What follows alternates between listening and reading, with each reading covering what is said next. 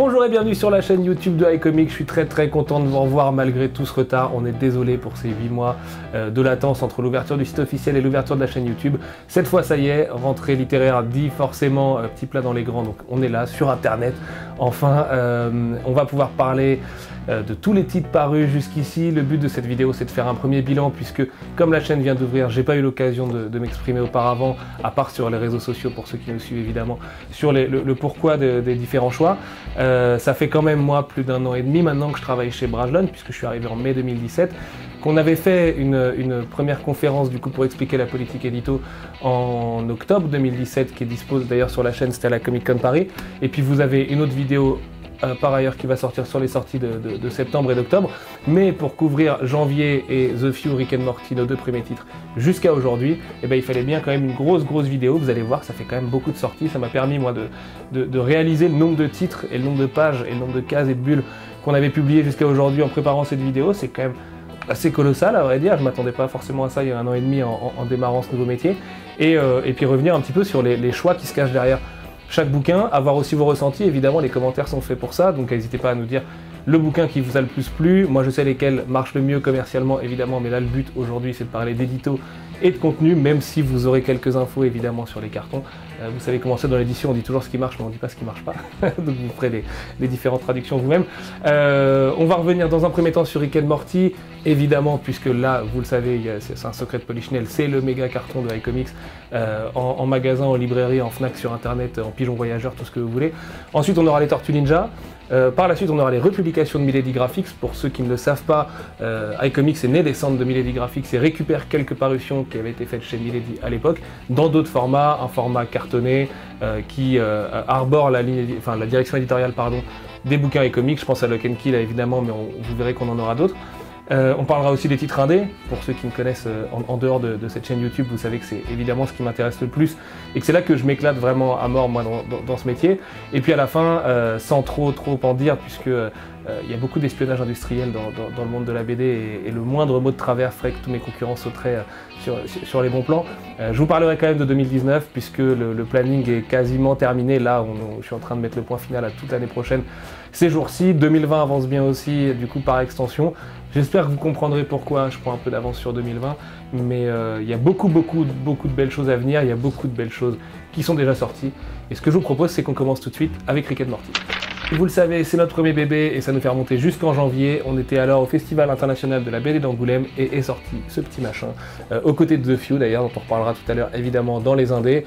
Rick and Morty, c'est un titre particulier à beaucoup d'égards pour plusieurs raisons. La première étant que, je sais pas si c'est un signe du destin ou quoi, mais c'est de très loin notre plus gros succès aujourd'hui. C'est même un succès assez monstrueux dans le petit monde et si secret monde des comics où on donne rarement les chiffres de vente, mais croyez-moi qu'il n'y a pas du tout à rougir avec ce bouquin-là. C'est un bouquin particulier pour moi aussi évidemment puisque c'est le premier bouquin que j'ai jamais publié en tant qu'éditeur. Pour la petite anecdote, je l'avais reçu avant The Few au bureau, donc c'est le vrai premier. C'est aussi le premier bouquin pour lequel j'avais demandé à changer une couverture aux ayants droit américains et ils nous ont donné gain de cause. Raison pour laquelle on a cette couverture hyper voyante. Je me souviens en janvier dernier, pendant le froid de l'hiver, on la voyait partout dans les Fnac et dans tous les libraires dans lesquels j'avais la chance de me rendre.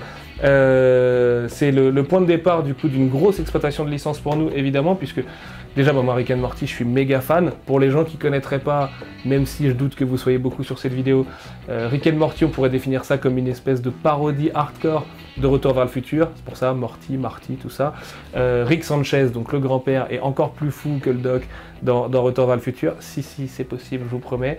Je vais pas vous raconter ce qui se passe réellement dans le premier épisode de la série télé parce que je vous encourage à aller le voir, c'est dispo sur Netflix là à 2-3 clics. Mais ça met tout de suite dans le ton, hein, vraiment. On parle de passer des douanes de l'hyperespace avec le fondement de son petit-fils, pour le dire poliment, parce que je voudrais pas que cette vidéo se fasse striker pour les mauvaises raisons.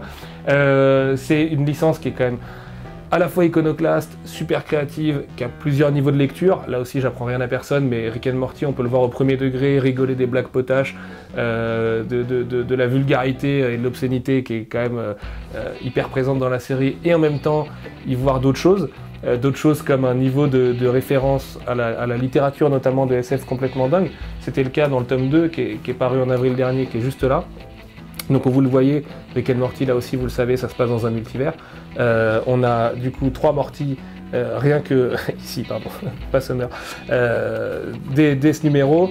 C'est un numéro qui fait d'ailleurs écho à la série télé, qui rattrape un petit peu le courant de la série télé. Vous le savez, la série est en pause jusqu'à l'automne 2019.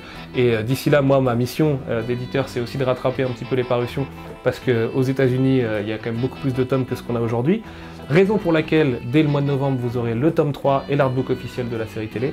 L'artbook officiel, donc, vraiment avec Dan Harmon et Justin Roiland qui ont participé à son écriture, qui revient sur les épisodes de la série télé et pas sur les comics. Mais l'avantage de ces comics, pour ne pas le dire péjorativement, c'est que c'est pas du tout des produits dérivés de la série télé Rick and Morty. C'est-à-dire qu'il y a un vrai sens à lire les comics en plus. Comme c'est un multivers, il y a une infinité, évidemment, de possibilités et d'histoires à raconter. Et en plus de ça, les auteurs qui bossent sur les comics ont quand même le bon goût de raccrocher les wagons de ce qui se passe dans la série télé. Dès qu'un truc va être laissé un peu en plan, je pense à Mr. Poopy Butthole par exemple, et bah bim, on en fait un spin-off. Spin-off qui va vraiment améliorer et faire grandir le personnage, qui ensuite pourrait revenir dans la série télé, fort de son expérience aussi en comics, et sans aller jusqu'à dire que c'est un vrai univers partagé et tout, et bah il y a quand même des liens tellement forts que ouais si en fait je vais le dire, c'est une forme d'univers partagé, et contrairement à beaucoup de bandes dessinées ou de comics dérivés de séries d'animation, et bah je trouve que Rick and Morty a une vraie valeur ajoutée en fait. Et c'est la raison pour laquelle quand je suis arrivé chez Brajlon en mai 2017, quand on m'a demandé de prendre 2 licences, c'était évident pour moi que Rick and Morty devait être une des 2 licences. Déjà parce que j'avais vu qu'aucun de mes concurrents n'était dessus et ou n'avait d'ambition pour le bouquin, parce que je croyais évidemment à sa réussite et vous nous l'avez prouvé, et franchement je vous en remercie mais 1 milliard de fois parce que les chiffres sont encore une fois assez hallucinants, mais aussi parce que y a une vraie dimension de qualité dans cette BD, et notamment c'est super bien écrit et ça va vraiment crescendo. Le tome 3 est encore meilleur que le tome 2 qui était meilleur que le tome 1, et vous verrez certains des spin-offs qui sortiront l'année prochaine sont vraiment excellents. Donc c'est aussi la raison pour laquelle on va accélérer la parution des Rick and Morty. On aura un tome 4, un tome 5, un spin-off sur un personnage que j'ai cité un tout petit peu plus tôt, et un autre tome en plus dont je ne veux pas vraiment révéler l'existence, même si les plus assidus d'entre vous connaissent sûrement son nom au moins, puisque aucun numéro n'est sorti pour le moment. Mais c'est un crossover avec une autre grosse licence, écrit par un des plus grands romanciers de fantasy de son époque, qui s'appelle Patrick Rothfuss. Sam Raimi est en train d'adapter sa trilogie au cinéma, rien que ça. Et il va nous faire un one-shot crossover avec une autre licence qui paraît complètement dingue, et qui, on va pas se le cacher, est déjà ma priorité absolue pour 2019. Donc j'espère que vous serez toujours aussi nombreux avec nous sur Rick and Morty, et surtout, pour revenir un petit peu sur le programme de l'année prochaine, vous avez noté que cette année, on est déjà à notre 3e tournée, enfin là, dans un mois, on part pour la 3e tournée pour Shirtless Bear Fighter et Brigands et Dragons, qu'il y a eu une tournée Tortue Ninja, le prochain sujet sur les licences, et qu'il n'y a pas eu trop d'événements Rick and Morty encore. Alors, je m'en excuse, mais il y a une explication qui est toute simple. C'est simplement que, il fallait d'abord nous installer la licence en BD en France. Ça paraît, je pense, tout à fait logique pour tout le monde.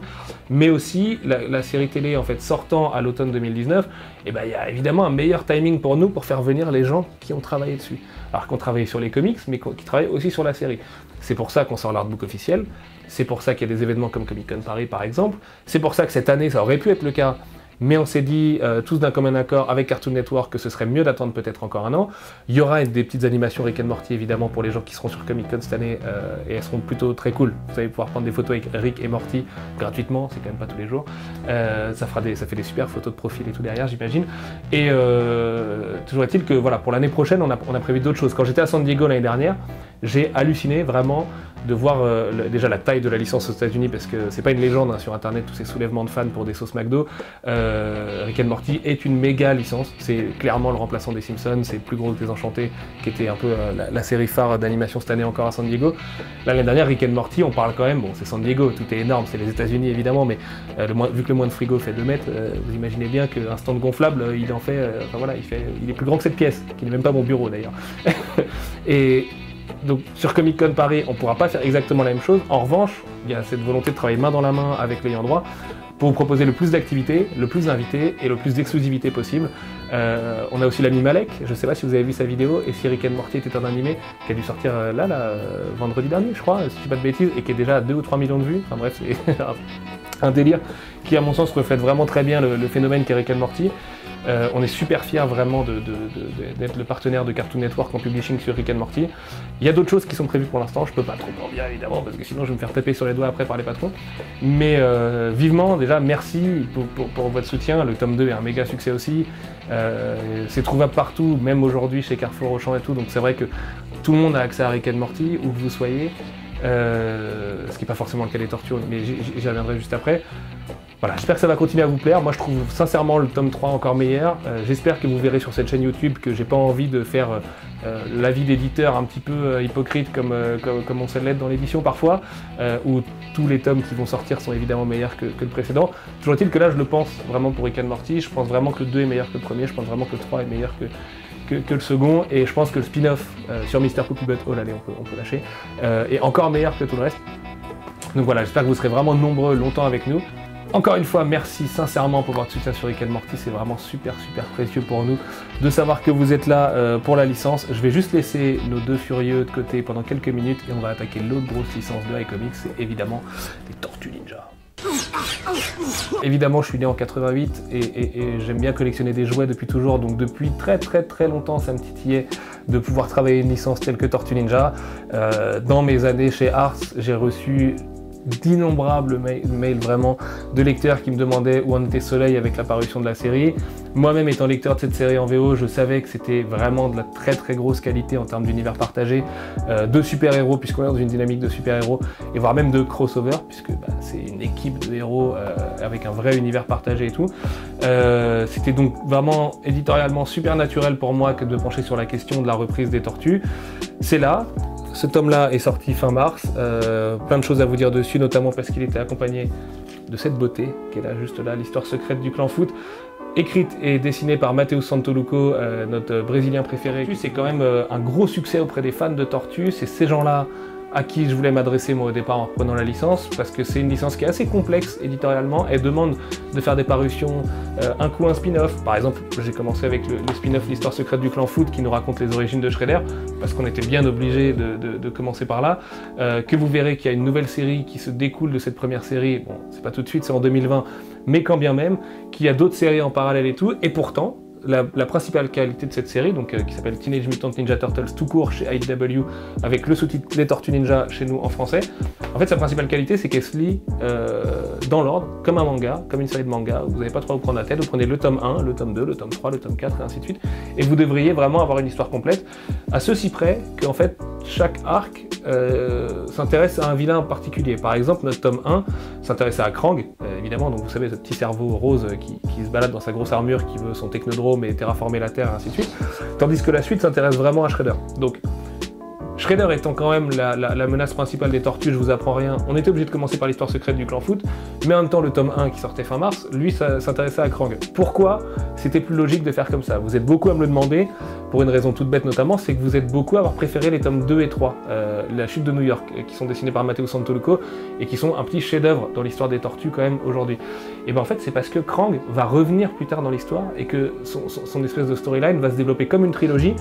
Imaginez une branche d'ADN, je sais pas si je le fais bien, mais l'idée c'est que vous allez avoir un coup Krang, puis Shredder plus longtemps, puis vous allez revenir du Krang, puis re-Shredder, ainsi de suite, jusqu'au tome 18, puisqu'en VO on est au tome 18 aujourd'hui. Toutes les micro-séries sont bel et bien publiées en français, mais plutôt que de les avoir dans un format relié comme ça, hardback, hardcover, voilà, appelez ça comme vous voulez, cartonné, vous les avez en fait en gratuit, en brochet. Donc vous avez le Free Comic Book Day notamment pour Leonardo, qui a été un carton d'ailleurs, avec le Batman de Sean Murphy, ça a été le gratuit le plus distribué, ce qui m'a fait vraiment très chaud au cœur début mai, au moment juste avant la sortie du tome 2 de La chute de New York.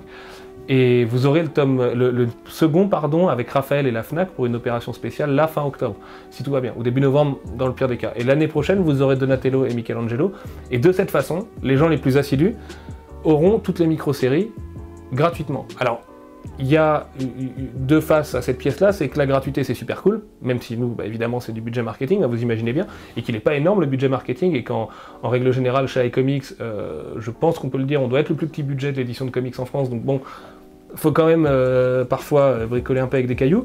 Et de l'autre côté, les gens qui auront raté par exemple le Free Comic Book Day 2018, bah ouais, c'est chaud d'avoir Leonardo. Alors, on s'interdit pas de les republier sous une autre forme à un autre moment. Maintenant, il faut vraiment aussi que... Alors, il faut pas les chiffres de Rick and Morty, justement, mais il faut quand même des ventes conséquentes pour qu'on puisse se permettre de republier des choses déjà, parce que on est encore dans l'intro, il y a énormément de couches au travail qu'il y a à faire sur Tortue. C'est un boulot qui est passionnant, parce que franchement, se lever le matin pour réfléchir un peu à la logique éditoriale des Tortues, c'est pas le pire truc que j'ai fait de ma vie. En revanche, c'est aussi un vrai casse-tête. Et les fans, je vous en remercie, vous êtes super présents, vous êtes exigeants, mais dans le bon sens du terme. C'est-à-dire que vous n'êtes pas là à m'insulter dès que je fais un truc qui va pas forcément dans votre sens. Mais en même temps, il faut que Rick and Morty perce un peu la couche la première couche des fans, quoi, justement, et qu'on aille plus loin vers le grand public. On a quand même vraiment besoin de soutien. Il y a la nouvelle série télé qui arrive, il y a un reboot au cinéma qui arrive, une série qui va toucher à son 100e numéro. On l'avait vu sur Ultimate Spider-Man, ça donne une merveille de Bendis et Bagley, où les auteurs ont le temps, peuvent décompresser leur narration et tout. Et ben c'est ce qu'on a dans les Tortues. Et les Tortues, c'est à la fois des personnages connus, avec un casting, comme je vous ai dit tout à l'heure, avec Alopex, Old Hob et les autres, de personnages moins connus et que vous allez découvrir et qui sont tout aussi attachants. Des règles qui vraiment sont géniales, puisqu'on est sur une dynamique d'équipe de base, mais où les personnages vont aussi pouvoir vivre leurs aventures en solo, ce qui est le cas dans les micro-séries, mais aussi parfois dans l'histoire. Une galerie de vilains qui est complètement dingue, vraiment, il y a toutes les recettes qu'on va retrouver dans du comics de super-héros. Est-ce que c'est du comics de super-héros? Moi je pense que oui, clairement. Alors après, les gens ont tendance à dire non, pour ceux des super-héros, il faut vraiment qu'ils portent du lycra. Et bah désolé, ils ont juste des carapaces et des armes super badass qui viennent du Japon féodal. Mais en vrai, c'est pour moi le meilleur du comics de super-héros, et je vous le dis en tant que la personne qui n'était pas encore éditeur chez iComics à l'époque, c'est une des séries sur lesquelles je prenais le plus de plaisir, et les gens autour de moi, c'est une des séries sur lesquelles ils prenaient le plus de plaisir. C'est pour ça que quand je vous dis qu'on a besoin de percer un peu plus loin au niveau des ventes, au niveau de l'attention qui est portée aux Tortues, en fait c'est pour le bien de tout le monde. C'est parce que plus les Tortues auront de succès, que ce soit un succès critique ou un succès commercial, ou les deux dans le meilleur des mondes, mais bon, on peut pas toujours tout avoir. En fait, tout ça, ça va porter le récit absolument dingue qui arrive encore, puisque après Cityfall, donc la chute de New York, vous aurez Vengeance, qui est exactement dans la même dynamique, 2 tomes de Matteo Santoluco, un premier qui est vraiment dans l'action, qui laisse sur un cliffhanger très dur, un second de résolution de full baston, où plus rien ne sera pareil derrière. Ça correspondait au numéro 50 en VO, donc vous imaginez bien que l'événement était à la hauteur. Et à côté de ça, on va avoir pas mal de séries donc, qui vont dériver, je pense à TMNT Universe et ainsi de suite. Vraiment, le programme sur le Tortue, il est hyper ambitieux, et on peut faire encore d'autres choses derrière chez iComics. Donc, il est important pour nous que les Tortues, ça fonctionne. Regardez, c'est quand même des beaux tomes, vous n'allez pas me dire qu'un diptyque comme ça, ça fait pas envie. Il n'y a pas d'urgence, il n'y a pas d'alarme, hein, évidemment, sur les Tortues. Mais bon, déjà, moi, j'avais fait un pari avec mon grand patron, qui était que les Tortues battraient Rick and Morty en termes de vente. Bon, évidemment, Rick and Morty a tellement décollé que c'est impossible. Ça n'arrivera plus jamais. Ou alors, si ça arrive, c'est que cette vidéo a été vue 4 milliards de fois, et qu'en fait, vous avez tous pris pitié de moi, et vous êtes dit, putain, attends, on peut bien lui lâcher 15 € quand même, putain, les Tortues, il faut faire quelque chose, c'est 30 ans de ma vie, là.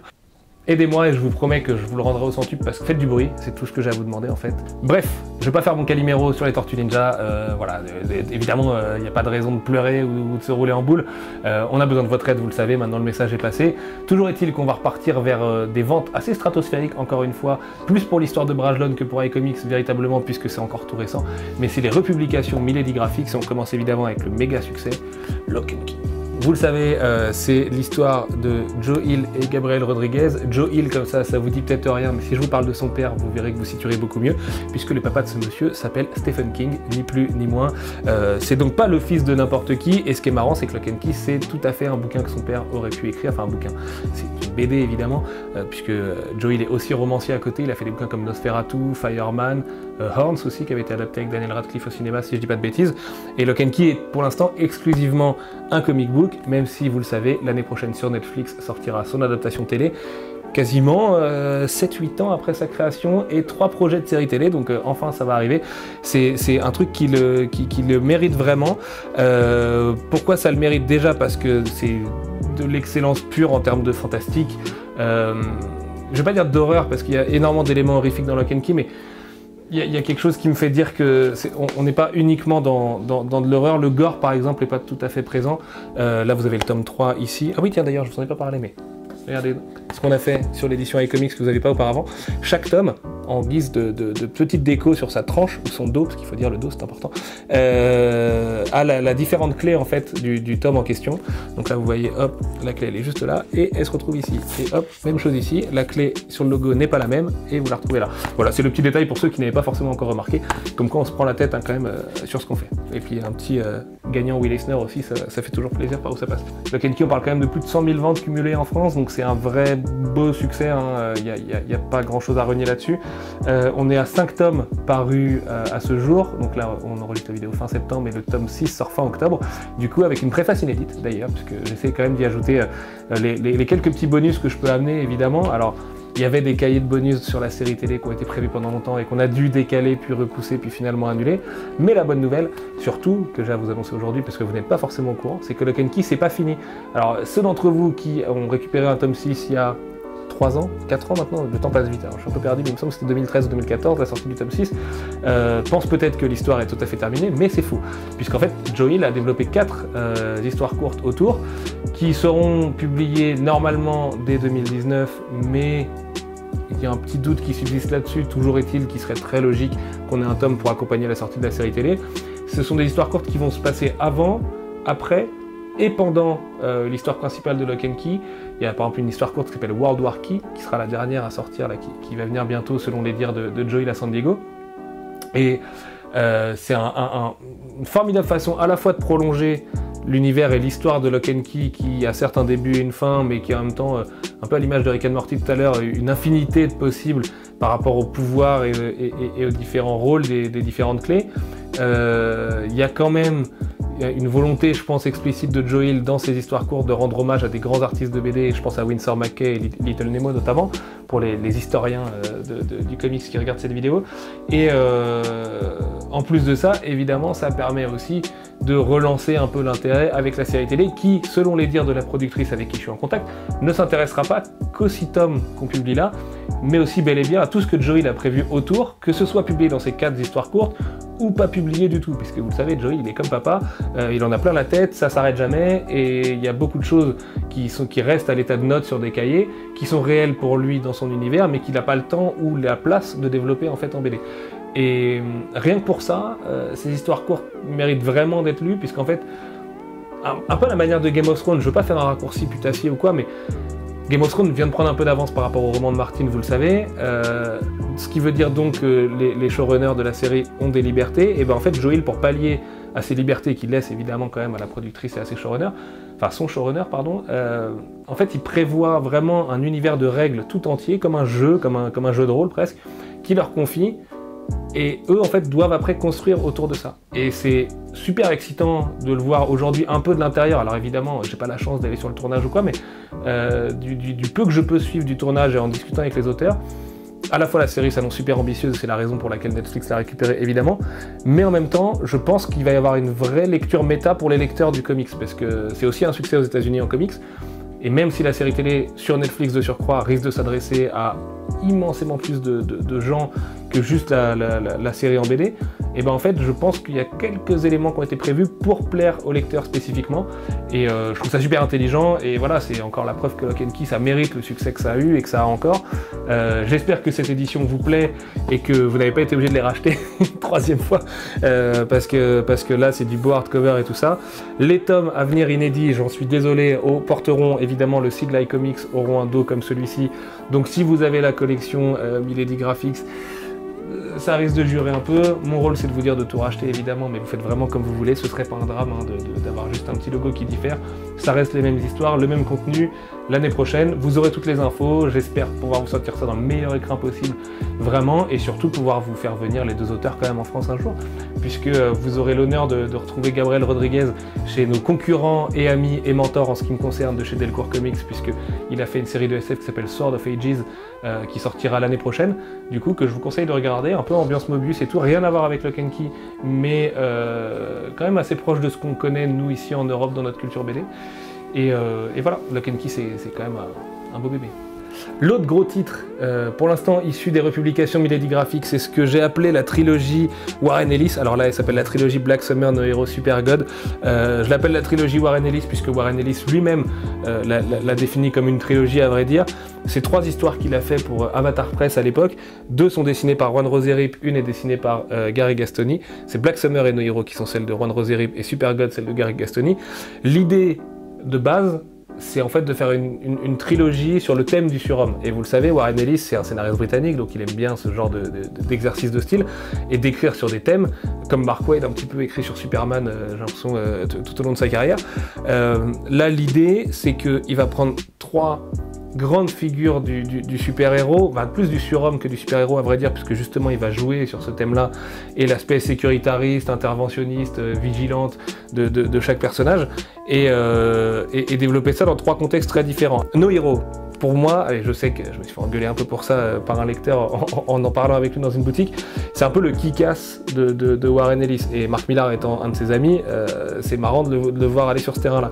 L'idée de No Hero, c'est que, alors il y a évidemment une lecture sur la drogue qui est assez absente de kick-ass, mais un jeune un peu perdu dans la société va développer des pouvoirs surhumains grâce à une drogue, et un peu devenir ce super-héros, enfin ce surhomme du quotidien. Super God, dessiné donc par Gary Gastoni, c'est une sorte de mélange de Dr Manhattan et de Superman, un peu plus réussi que dans Before Watchmen, si ça vaut le coup d'envoyer un fion, avec toute l'érudition en fait de Warren Ellis. Vous le savez, Warren Ellis c'est un dingue de mythes qui viennent de partout. On va retrouver du Vishnu, du mythe indien et tout ça, on va retrouver du Cthulhu aussi notamment. C'est une grosse référence, tellement référencée à Cthulhu qu'on va l'appeler Cthulhu, pardon, ce monsieur. C'est vraiment assez démentiel dans la surpuissance que les héros vont développer à ce moment-là. Et en même temps, il y a vraiment cette lecture du rôle du complexe messianique et quasi divin qu'ont les héros de la trempe de Superman. Donc on n'est pas du tout dans la branche qui casse du coup du récit là pour Super God. Enfin, il porte bien son nom, ça s'appelle Super God, hein. Je vous mens pas. Les 2 autres récits de Juan Roserip vont être plus politisés en fait, moins grandiloquents, moins Lovecraftien, même si Lovecraftien aujourd'hui c'est un terme qu'on utilise un peu à toutes les sauces. Black Summer, là où moi je trouve que c'est son Watchmen, c'est qu'en fait c'est ce héros que vous voyez juste ici, qui va aller en direct à la télé expliquer aux gens que la guerre en Irak est faite par des politiciens corrompus pour les mauvaises raisons, que la politique sécuritariste du gouvernement américain est hyper liberticide, et qu'en même temps ce même gouvernement leur demande à eux, héros, de faire régner le bien. Ce qui est un peu paradoxal, et ce qui en fait, c'est une lecture assez classique chez les Britanniques, hein, de dénoncer l'Empire américain, mais va expliquer toute l'hypocrisie que le gouvernement va avoir par rapport à ses propres forces, puisqu'en fait ils vendent une forme de sécurité à leur bulle pour aller foutre le feu partout ailleurs. Y voyez-vous une relation avec ce qui se passe dans la vraie vie? Écoutez, ça regarde chacun. Pour vous donner une idée du dessin, là ça c'est du dessin de Juan Roserip, donc c'est quand même un bouquin ultra violent, je vous le montre pour pas que vous l'achetiez à votre petit de 8 ans, hein, il ira plutôt Brigands et Dragons chez nous, donc dans le bureau ovale, hein, évidemment. No Hero est encore plus violent, je dirais, donc c'est pour ça que je ne vais pas vous en montrer là tout de suite. No Hero, je disais que ça me fait penser à du Kick-Ass par Warren Ellis, mais c'est plus dans le sens où là, dans Super God, donc il traite le super-héros avec un grand S, un grand H. Dans Black Summer, le rôle du héros par rapport à celui qui l'embauche. Dans No Hero, c'est l'inverse, c'est le rapport au pouvoir individuellement. D'ailleurs, ce qui est très marrant, c'est que dans ce bouquin, il y a une couverture hommage à McFarlane sur Spider-Man, avec le héros de No Hero dessiné par Juan Roserip, et qui, à mon avis, vraiment capte tout le sens de ce qu'il essaie de nous faire, c'est-à-dire ce héros du quotidien, le gentil Spider-Man qui doit payer son loyer. Et ben lui, il va pas payer son loyer, il va plutôt déchirer sa voisine, enfin, je veux dire, violemment parlant. Et à l'inverse de Black Summer du coup et de sa dimension très sécuritariste et presque politique, enfin complètement politique d'ailleurs, No Hero ça va plus nous emmener sur les responsabilités individuelles du héros, et donc du coup très clairement si Super God c'était Superman, No Hero ce sera Spider-Man. Et ce qui est drôle d'ailleurs, c'est que dans le bouquin, hop, juste ici, vous avez Juan Roserip qui fait un hommage à la couverture hyper connue de Todd McFarlane sur Spider-Man qu'on vous mettra dans la vidéo, et que à mon avis ça capte complètement l'essence en fait du récit. Alors No Hero part très vite, très loin, mais il y a vraiment cette volonté dans cette trilogie de placer l'individu qui va acquérir des pouvoirs face à ses responsabilités d'humain, c'est-à-dire qu'il n'est pas né avec un complexe messianique lui.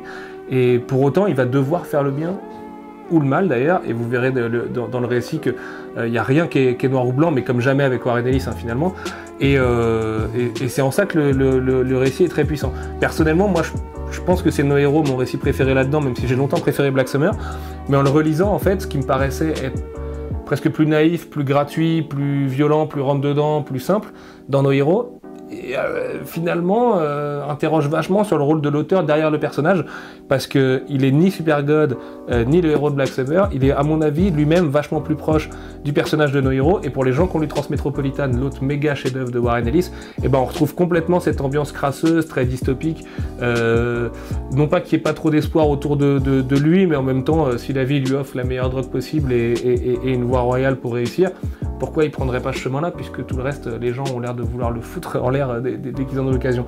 Et ce qui est drôle, c'est que Warren Ellis lui-même, il explique que Black Summer, ça parle de super-héros bien trop humains, No Hero de super-héros qui renoncent à leur humanité, donc on rejoint un petit peu cette idée-là, et Supergod de super-héros qui ont perdu leur humanité pour devenir autre chose, et donc des espèces de déités, de choses qui vont donc affronter Vishnu et un Cthulhu géant. C'est pas vraiment le quotidien d'autres histoires. Du coup, cette trilogie, quand on la mettait bout à bout, pour moi, il faisait vraiment sens de la regrouper. Ce qui est plutôt très intéressant pour vous, si vous l'aviez loupé à l'époque, c'est qu'il me semble que c'était proposé à un peu plus de 15 € pièce en format souple, et que ici, pour 30 €, vous avez les 3 histoires. Donc c'est un petit combat que j'ai mené et que j'ai gagné, j'en suis très très heureux. C'est un vrai gros bébé, hein, si vous voulez comparer. On va prendre un tome de Tortue Ninja par exemple. Voilà, c'est quand même pas la même taille, ça c'est 15 €, ça c'est 30 €, il y a une idée d'anthologie là-dedans, et surtout, bah évidemment, moi je suis hyper fan de scénariste, donc c'est un honneur immense d'avoir Warren Ellis. Warren Ellis pour moi c'est vraiment un génie pur et dur, et c'est 3 histoires qu'il faut surtout pas louper si vous l'aimez, parce que chez Avatar il a tendance à bien se lâcher en général. Dernière étape de notre grand bilan des différentes sorties jusqu'à septembre 2018, on va revenir loin dans le temps puisqu'on va commencer avec The Few. Je vous parlais tout à l'heure du fait que Rick and Morty était le tout premier titre jamais publié par iComics. C'est donc celui-ci qui est sorti le même jour. Il a à peu près rien à voir avec Rick and Morty. On est sur de l'indé très indé. C'est un bouquin d'Image Comics en VO, c'est un bouquin de Sean Lewis au scénario et d'Aidan Sherman au dessin. Il y aura un autre Sean Lewis d'ailleurs l'année prochaine qui s'appelle Coyotes en fin d'année 2019, auquel je crois beaucoup, et où il y aura d'autres projets d'Aidan Sherman dans le futur. Ça c'est pour la partie teaser. Maintenant, si on veut s'intéresser à The Few en particulier, sachez déjà que c'est un des bouquins dont je suis le plus fier, parce que c'est pour moi un des bouquins les plus distinctifs de iComics. Je pense pas qu'il serait sorti ailleurs, très sincèrement. Je vais vous en montrer, mais je suis pas sûr qu'à la caméra, en plus du style de dessin, ça rende quelque chose de très intense. C'est un dessin très abstrait de la part d'Aidan Sherman. Aidan Sherman, c'est un petit jeune qui est très gentil, qui est hyper talentueux aussi, qui ne cesse de progresser et qui est fan de Metal Gear Solid, comme vous pouvez le constater là sur la page de droite pour les gens qui aiment l'œuvre d'Hideo Kojima. En gros, on est déjà sur un one-shot, c'est hyper important, notamment si je veux vous convaincre de sortir de chez vous, de passer à la caisse avec dans quelques minutes. On est dans un univers post-apocalyptique, dystopique, qui est à mon avis plus réaliste qu'autre chose, même si le dessin et les looks très militaristes des différents vilains qui vont croiser à droite à gauche feraient dire que c'est quelque chose d'assez peu réaliste. Mais ce qui est très drôle, c'est que Riley Rossmo, un artiste de comics très connu dont vous avez déjà sûrement entendu parler, comparait le bouquin à la fois à Lone Wolf and Cub, le manga culte qui a inspiré Frank Miller notamment dans les années 80, et Mad Max. Et en fait, c'est vrai qu'il y a un côté Mad Max sous la neige, ambiance SF, hard SF, un petit peu hyper militaire et tout. Et Lone Wolf and Cub, pourquoi? Puisqu'en fait on va suivre une héroïne qui récupère un bébé dès les premières pages de l'histoire. Ce bébé n'est pas le sien, mais elle va devoir vivre avec quand même, tout en se faisant récupérer du coup par un groupe de renégats qui eux-mêmes vont un petit peu lui ouvrir les portes de l'autre monde. L'autre monde, pourquoi? Parce qu'elle vient d'une cité qui ressemble un petit peu à une Babylone, une métropole, enfin une mégalopole, pardon, comme on les connaît aujourd'hui, c'est-à-dire que tout y va bien, mais en dehors, partout c'est la merde. Et ici, il y a cette merde vient d'un contexte écologique qui nous explique qu'en fait c'est très très dur de survivre en dehors, parce qu'en fait entre l'air irrespirable, les hordes de mecs complètement assoiffés de sang, capables de briser à peu près toutes les vies qu'ils vont rencontrer sur le chemin et ainsi de suite. En fait, il est plus intelligent d'aller en boîte de nuit en ville tout en menant un boulot qui va te sucer la moelle et le cerveau et quitte à en devenir complètement débilitant. Elle, notre héroïne, elle s'est échappée de ça parce qu'elle a un background familial qu'on découvre dans l'histoire qui la fait partir de ce truc-là. Et en fait, elle va découvrir un monde qui n'est finalement peut-être pas si hostile ou si sauvage que ce qu'elle avait imaginé, et qui surtout va lui donner une alternative à cette vie dans la cité qui est en fait hyper totalitariste, mais totalitariste dans un univers où tout a foutu le camp et donc les gens en fait cherchent juste à survivre. Elle, son but va pas forcément être de survivre, son but va être de réécrire un petit peu tous les torts des gens qui vont l'affronter. Et ce qui est marrant, c'est que dans The Few, il n'y a pas de noir, il n'y a pas de blanc, tout est gris, l'héroïne est grise elle-même, il n'y a vraiment pas de gentils, il n'y a vraiment pas de méchants, il y a des menaces, certes, qu'elle va devoir affronter, mais tout va être vraiment soumis à des conséquences, et ces conséquences vont être très lourdes au sein même du récit, et c'est là où en fait, le talent de Sean Lewis m'a vraiment frappé, et là aussi, bien avant d'être éditeur, j'avais repéré ce bouquin, parce que en très peu de pages, parce que même si c'est un beau bébé, hein, c'est quand même assez costaud, vous avez vu ce dos très joli, c'est quand même assez dingue le nombre d'idées qu'il arrive à faire passer, jusqu'à faire l'apologie de trucs un peu limites parfois. Et c'est pour ça que le bouquin est distinctif, même si ce mot est là aussi un mot un peu valise, mais il y a vraiment une puissance dans le récit qui est très rare. Je vais évidemment pas vous spoiler la fin parce qu'elle est vraiment trop précieuse pour la raconter, mais c'est adulte en fait. Pour le dire en un mot commençant, c'est pas un bouquin à mettre dans toutes les mains, quoique à partir de l'adolescence ça peut aller, parce que le bouquin n'est pas particulièrement gore et que le dessin d'Aidan Sherman est trop abstrait de toute façon pour vraiment nous montrer l'horreur de manière figurative. Et c'est surtout un bouquin qui est précieux pour son point de vue politique. Et j'en parlais donc dans la vidéo que vous avez peut-être pas eu le temps de regarder encore sur la Comic Con Paris 2017. Le but de iComics, c'était d'avoir des héroïnes fortes et de pas avoir peur de faire des bouquins qui sont politiques. Alors politique, ça veut pas dire de gauche, de droite, Macron, tout ça. Ça veut dire que les bouquins soulèvent des idées, soulèvent des questionnements. À vous ensuite d'en faire à peu près ce que vous voulez. Et s'il y a quelque chose de bien précieux dans la pop culture, c'est typiquement ce genre d'approche. Et c'est la raison pour laquelle Sean Lewis, c'est un auteur sur lequel on va bâtir beaucoup à l'avenir, parce que pour l'instant, toutes ses œuvres sont là-dedans. Sa prochaine œuvre, Coyotes, est justement sur l'histoire de femmes fortes, disparues mais femmes fortes, qui donc vont revenir et avec beaucoup de chamanisme et de fantastique autour. Et que c'est quelqu'un en plus qui maîtrise très bien le rythme de ses histoires, qui va pas se lancer dans une série à 30 tomes sans trop savoir ce qu'il fait. Et c'est vraiment précieux, et c'est d'ailleurs, ça ressemble beaucoup à un autre bouquin très politique, donc je pense que c'est l'occasion de vous le présenter en même temps, qui s'appelle Invisible Republic. The Few était sorti fin janvier, celui-ci, le tome 1, fin février, c'était notre seul bouquin en février d'ailleurs. C'est écrit et dessiné par un couple qui s'appelle Corinna Bechko et Gabriel Hardman, donc c'est Corinna qui écrit et Gabriel qui dessine. Gabriel Hardman, vous le connaissez peut-être pour Marvel et DC, puisqu'il a longtemps bossé pour eux, il vient de faire d'ailleurs Green Lantern Earth One pour DC, qui était pas mal du tout sur les origines de Hal Jordan, comment il trouve sa lanterne et ainsi de suite, comment il devient un super flic de l'espace. Là-dessus, on est complètement sur autre chose, puisque c'est là aussi une histoire très politisée. Le contexte est assez simple. Colonie spatiale X ou Y, vous êtes sur Mars, sur la Lune, peu importe, Lune d'Avalon 3086, tiens hop. Et en fait, vous avez un espèce d'empereur qui va donc gouverner sur sa galaxie, enfin sur la petite galaxie humaine du coup qui a réussi à s'étendre, et en fait qui va juste, mais comme ce serait le cas dans la vraie vie, reproduire les erreurs qu'on a fait sur Terre, c'est-à-dire manquer d'empathie déjà, parce que c'est souvent le problème des méchants, et puis surtout gouverner par tous les raccourcis possibles, qui vont être la corruption, qui vont être la violence, qui vont être le fait d'étouffer justement les rébellions. Et ce personnage va se confronter à quelque chose auquel il ne pourra pas échapper, qui est son passé. Et l'histoire va se dérouler sur deux périodes. La femme que vous voyez juste ici s'appelle Maya et va en fait enquêter sur le passé de l'empereur pour une raison toute simple. Elle le connaît très bien puisqu'elle fait partie de sa famille et elle possède un secret hyper important sur ce qui l'a amené au pouvoir et la raison pour laquelle son empire est aujourd'hui branlant. Le premier tome est super... je dirais pas lent parce que lent ce serait péjoratif, mais il pose vraiment des bases. C'est un bouquin adulte là aussi, c'est un bouquin qui demande de prendre son temps, il n'est pas complexe, mais il demande quand même de s'intéresser un peu à ce qu'on nous y raconte. D'ailleurs à la fin de l'ouvrage, vous avez des pages bonus rédigées par Corinna sur des sujets qui sont un peu connexes à l'histoire. Hop, je vais essayer de retrouver ça tout de suite. la petite galerie de couverture évidemment. Oui, je ne l'ai pas précisé, mais vous avez une galerie de couverture dans tous nos bouquins évidemment. Toutes les couvertures variantes et tout y figurent. Donc voilà, là vous avez une histoire sur l'aspect générationnel des choses de la part de Corinna Bechko. Vous en avez une autre juste ici sur l'insecte social et un thème qui est ô combien actuel et écologique sur les abeilles, les guêpes et frelons et autres joyeusetés d'été, qui sont évidemment vitales à l'écosystème et tout, mais on n'est pas là pour vous faire un cours de SVT. On a un tome 2 qui est sorti sur Invisible Republic, il est juste ici, avec une couverture qui pète bien, qui n'est pas la même couverture qu'en VO, contrairement au tome 1. Pourquoi pas la même? Parce qu'en fait, ce que je voulais vraiment montrer sur cette couverture de tome 2, c'est que dans le deuxième numéro, il y a de l'action, ça pète, les personnages attrapent les fusils du futur qu'ils ont, montent dans des vaisseaux qui sont super badass et tout.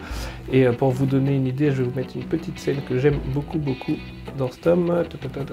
Donc ouais, donc vous avez quand même beaucoup plus d'action, de vaisseaux spatiaux et de contexte un peu plus propice à l'action, comme juste ici notamment. Alors je vais pas trop tout vous montrer directement parce que sinon je risque de vous spoiler, mais là il y a un monsieur qui crie nom de Dieu avec quelque chose qui brûle devant lui. Vous imaginez bien que ça commence un petit peu à partir en snarp comme on dit. A l'instar du premier tome, du coup, vous avez tous les bonus édito, là encore une fois, de Corinna Bechko, qui fait vraiment un super travail pour augmenter et améliorer un petit peu la densité de son univers, donc avec les lignes de l'apesanteur notamment, qui est super intéressante si vous vous intéressez un minimum à la science vulgarisée, parce qu'évidemment elle n'a pas le temps de vous expliquer le pourquoi de l'apesanteur en 2 pages, mais c'est vraiment super bien fichu, avec les galeries de couverture et tout. Pour les personnes assidues de Invisible Republic, je sais que vous êtes pas mal, le tome 3 arrive évidemment en 2019, le tome 4 aura un peu de retard, mais c'est pas de notre fait, c'est du fait que les auteurs eux-mêmes sont en train de le finaliser en ce moment. Le tome 3, vous pouvez vous y attendre pour la fin du premier trimestre 2019, donc il faudra être un petit peu patient, j'en suis désolé. Mais en tout cas, ça me touche que vous ayez vraiment capté l'intérêt d'Invisible Republic, qui rejoint très bien à la fois les ambitions politiques et d'héroïnes fortes que porte iComics, et qui en même temps nous permet d'avoir des artistes comme Gabriel Hardman et Corinna Bechko, qui sont pour moi hyper typiques de ce qu'Image est capable de donner comme liberté créative aux auteurs aujourd'hui, particulièrement aux auteurs qui viennent de Marvel et DC et qui en ont peut-être un petit peu marre de taper du chapitre de Spider-Man à la chaîne, en fait, tout bêtement. Et là, ils arrivent en couple et ils disent tiens, si on crée notre histoire, on donne notre point de vue, on fait ce qu'on veut avec nos personnages, et quand ce sera adapté en série télé, ce sera un peu notre série télé. Et vraiment, c'est très précieux et je suis super fier d'avoir Invisible Republic au catalogue. Et voilà, je sais que vous êtes beaucoup quand même à être assez accro à cette série. C'est évidemment pas le plus gros succès indé, puisque le plus gros succès indé pour l'instant il arrive juste après. Mais c'est quand même une vraie réjouissance pour moi d'avoir ce titre au catalogue. C'est très important en tout cas par rapport à ce que je veux faire avec iComics. Le plus gros succès d'iComics, du coup je viens de vous le teaser, il est là, c'est évidemment I Kill Giants, la deuxième tournée qu'on a fait cette année, puisqu'on a eu l'honneur d'accueillir Joe Kelly au scénario, Ken Nimura au dessin, mais aussi le réalisateur du film, Anders Walter, et son producteur à Paris pendant 4-5 jours, je ne sais plus exactement combien de temps, notamment dans le cadre des avant-premières du film. On y reviendra évidemment un peu plus tard. Vous avez un beau bandeau sur le film d'ailleurs, par le producteur d'Harry Potter. Vous avez vu, c'est écrit Harry Potter en très gros, pour vous donner envie de voir le film. Au niveau des anecdotes super cool, cette couverture elle est unique pour la France, c'est Ken qui l'a réalisée pour nous. Ken Nimura, c'est déjà cette personne complètement hallucinante qui... Alors il est né en Espagne, il a longtemps vécu à Paris, mais il vit à Tokyo. Et il bosse pour les Américains, ce qui veut dire que oui, il parle espagnol, japonais, français, anglais. C'est un gentleman absolu, c'est un mec adorable qui a le cœur sur la main, qui a été vraiment ravi de voir qu'on a respecté le format du bouquin, puisque aux États-Unis, il est sorti dans un format comics classique. Chez nous, il est un petit peu plus large, parce qu'en fait, lui, il l'avait dessiné comme, sur des planches plus larges, et on voulait surtout pas écraser son dessin et le faire rentrer vraiment dans un cadre qui lui convenait pas. Donc on a choisi nous-mêmes de faire sortir I Kill Giants un petit peu des cadres de iComics. Tout cela, si vous les mettez ensemble, ils sont parfaitement l'un sur l'autre. Celui-ci, il va dépasser un petit peu, mais c'est vraiment pour son bien, puisque c'est un bouquin formidable. Là aussi, on est sur un one-shot en noir et blanc, pour les gens qui ne connaîtraient pas. Alors attendez, je vais vous montrer quelques pages par ici. Hop. Voilà. Donc c'est vraiment magnifique le dessin de Ken Nimura, particulièrement sur I Kill Giants, où il s'est vraiment déchiré. Je comprends que ça a été adapté au cinéma derrière, parce qu'il y a quand même une matière à faire un film costaud, qui en plus a eu la chance d'avoir un casting comme Zoé Saldana, Imogen Poots et autres, pour vraiment habiter les personnages. Nous sur l'édition, on a essayé de lui rendre le plus hommage possible avec des belles pages de garde, qui sont d'ailleurs pas les mêmes entre la première et la 4 de couvre. Vous avez du bonus en veux-tu en voilà, avec des couvertures à la fin, ici, hop. vous avez de la recherche de personnages, vous avez un peu de script, vous avez tout ça, la recherche du titan, etc. etc. Même des petites BD sur l'écriture de sur le développement de High Kill Giant entre Joe et Ken. High Kill Giant, c'est un beau succès d'indé pour nous. J'ai dit que je parlais pas de vente parce que j'ai pas le droit de vous donner les chiffres, mais c'est le plus gros succès en indé pour nous aujourd'hui. Donc vous aurez compris que Rick and Morty c'est pour les licences, High Kill Giant c'est pour les indés. C'est un bouquin qui a 10 ans quand même, qui était sorti à moitié chez Soleil à l'époque, mais qui n'était pas allé au bout en fait faute de vente suffisante, et qui est enfin du coup disponible en version intégrale. C'est un bouquin auquel moi je tiens beaucoup parce que quand j'ai su que j'aurais pu devenir éditeur, c'est un des premiers bouquins sur lesquels je me suis vraiment concentré, en me disant il me faut High Kill Giant, c'est une histoire qui mérite d'être publiée.